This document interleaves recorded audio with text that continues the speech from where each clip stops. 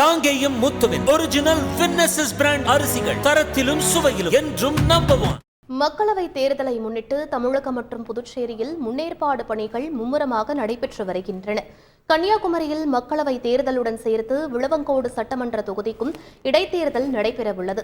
இதற்காக மின்னணு வாக்குப்பதிவு எந்திரங்களை தாலுகா அலுவலகங்களுக்கு அனுப்பும் பணி மும்முரமாக நடைபெற்று வருகிறது.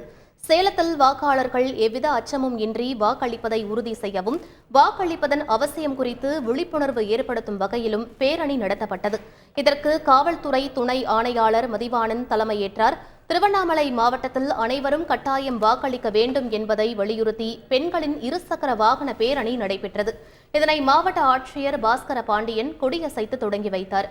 புதுச்சேரியில் தேர்தலை ஒட்டி செய்யப்பட்டுள்ள பாதுகாப்பு நடவடிக்கைகள் குறித்து மாவட்ட ஆட்சியர் குலோத்துங்கன் ஆலோசனைக் கூட்டம் நடத்தினார். இதில் காவல்துறை உயர் அதிகாரிகள் பங்கேற்றனர். காங்கேயம் முத்துவின் ஒரிஜினல் வின்னசஸ் பிராண்ட் அரிசிகள் தரத்திலும் சுவையிலும் என்றும் நம்பர் 1.